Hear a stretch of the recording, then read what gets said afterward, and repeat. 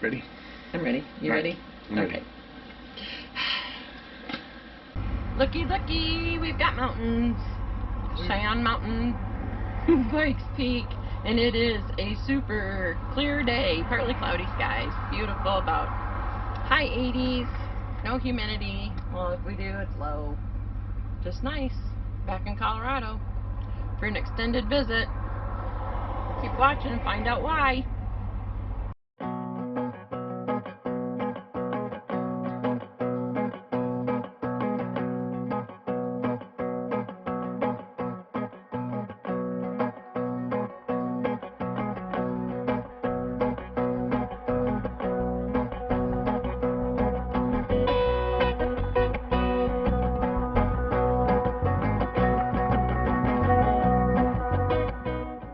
Saddest day ever. Saddest day ever. She's broke. She's big broke. And we got a lever here. Yep. She's here for now. We're going to get it towed to Colorado, blew the motor up. And so now the next step is fixing it and carrying on.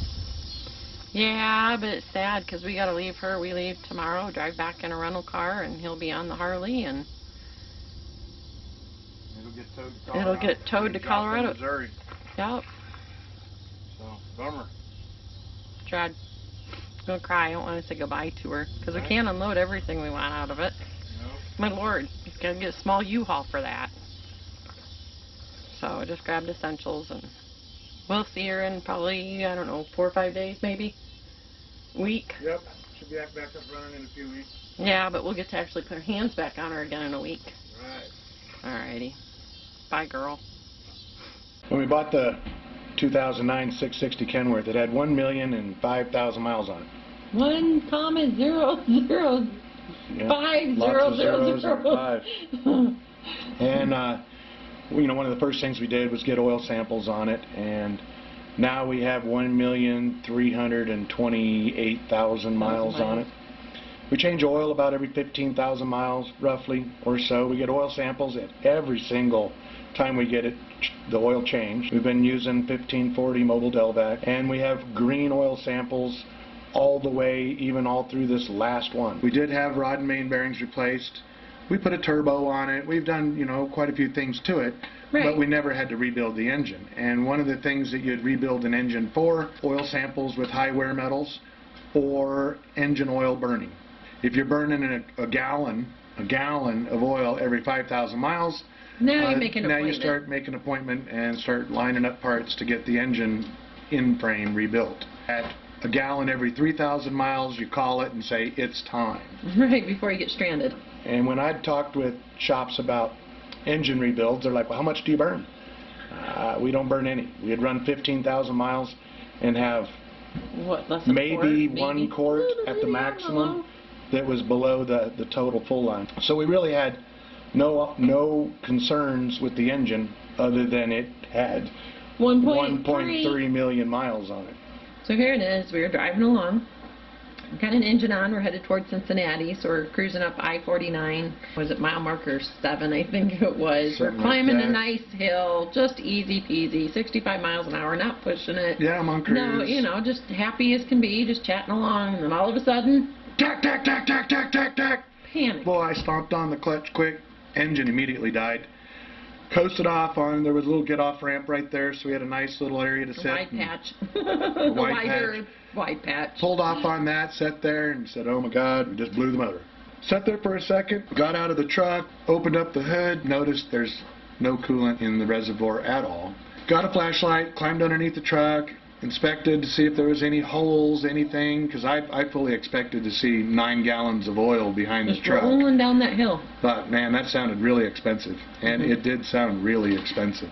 Couldn't find any issues, and so literally I started the truck up for like 2 seconds, maybe. Tack, tack, tack.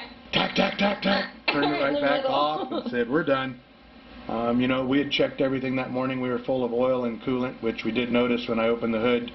Inspecting everything, we had no coolant at all in the reservoir. That's a telltale sign. That was a telltale sign that it probably wasn't a clutch.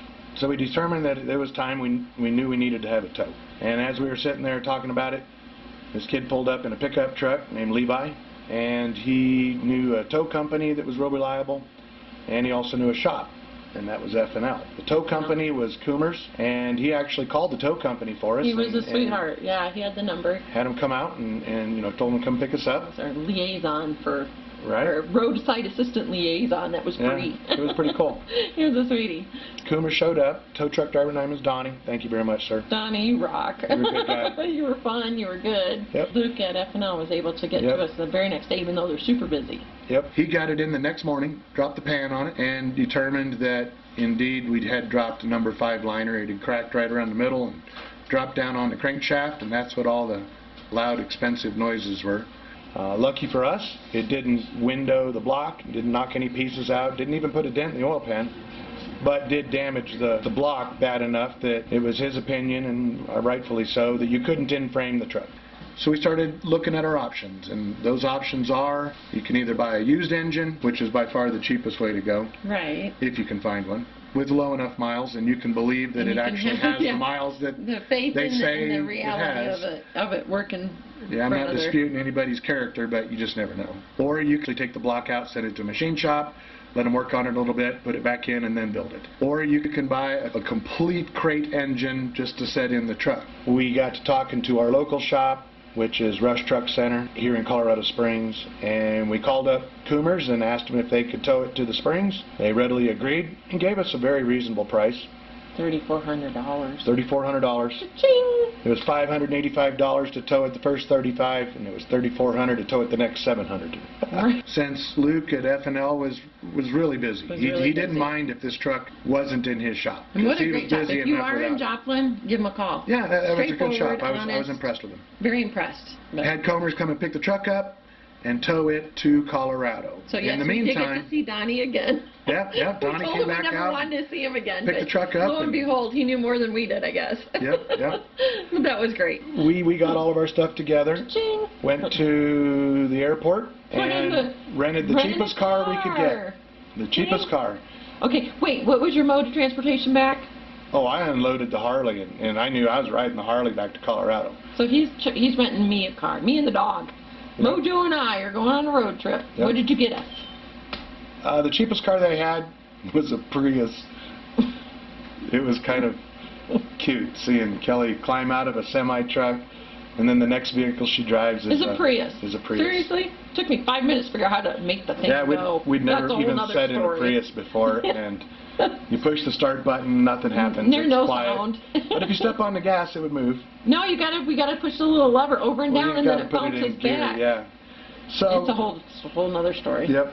We Anyhow, rented a Prius, went back to the hotel, loaded up the dog, all of our stuff, and headed back to Colorado. What a drive. Yeah. I'm riding the Harley.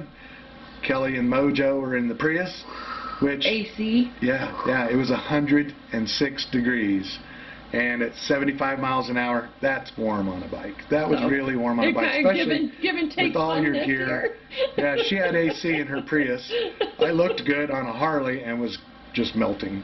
So, but we took the 700 miles, broke it down into 2 days because there was really no rush getting back. Made it into Colorado, and a couple days later, Donnie got the truck towed in. Yep. And it's been at Rush Truck Center. We ordered a complete crate engine and had it built, which it took them 15 days to build it, and then roughly a week in transition, of which it's supposed to arrive today.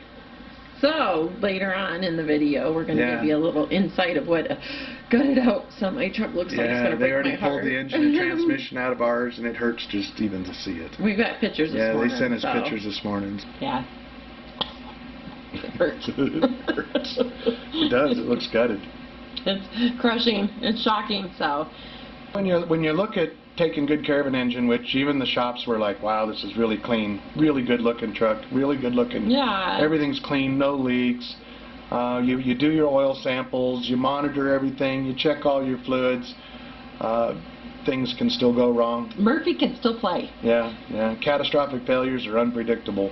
They're very much by nature. The risks of being an owner-operator and running an older truck that's not under warranty. Yeah. But we'll have a warranty on the engine and transmission now. Woo, 2 years. 2 years, 300,000 miles. So we should be good.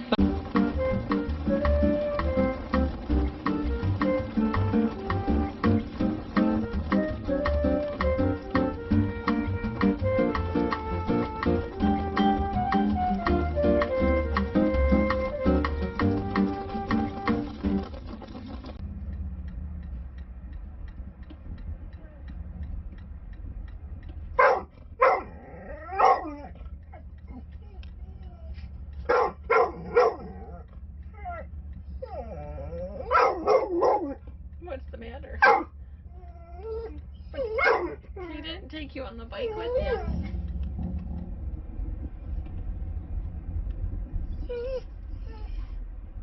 I'm still following him. You gonna be okay?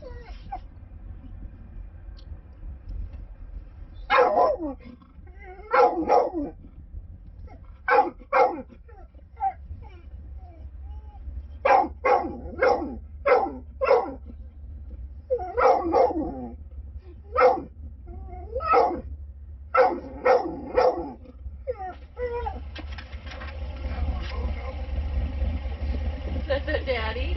Are you excited to see Daddy?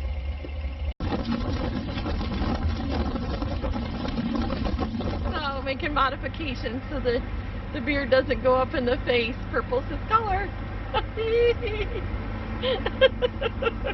Cracks me up. We'll see how that works, eh? Right. Just don't get off the bike and run into any store and forget you're tied up like that, because Right. you look pretty hideous. Yay! Rolling down the road. Inky's got his Spotify rocking again. He's just starting up. Hard to see because he's a little bit further ahead, but his head's a bobbing. He's just a jamming. Dance on a bike. It's almost like just that tune. If you know his Spotify list, what songs he listening to? Had me stumped yesterday on a couple of them. He was getting it good yesterday. Yeah. 2 hands, please. Look, Ma, no hands. He's not. Just enjoying the ride. At least we have clear skies. Much cooler temperatures today. Yeah, not a clue what song this is. We'll have to ask him. He's enjoying it.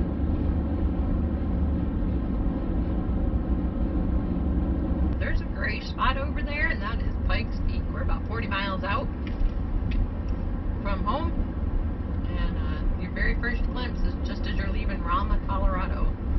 Still a little bit closer, a little bit clearer, about 25 miles out. Still just a very gray shadow. Hazy, hazy day in the Springs. Close to home. There it is. There's Pikes Peak. This is by far the clearest day we've seen. Right in the last week. Yeah. This is definitely not the way we like to visit our home shop, but this is how it is. Had it towed from Joplin to here by the very kind gentleman, Donnie, that towed us from where we broke down up to Joplin. So now he's got to get it in the yard. We're here at Rush Truck. Sad day, Brett. Whee! That's a tight one. Uber tight, uber tight. Right? Yeah, look at the length of this, the combo.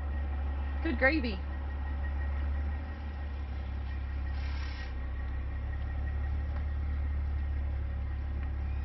The next corner.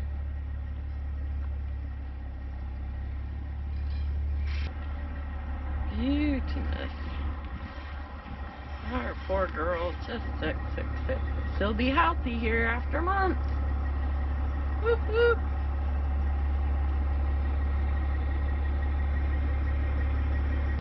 So, later on, but we'll take you over and we're going to show you the engine that came out of it, the transmission that came out of it, show you the gutted interior, and then get to see our brand spanking new baby that's going to roll us down the road. Kind of excited. Yep, transmission won't get here till Monday, so we might not get that one in on this.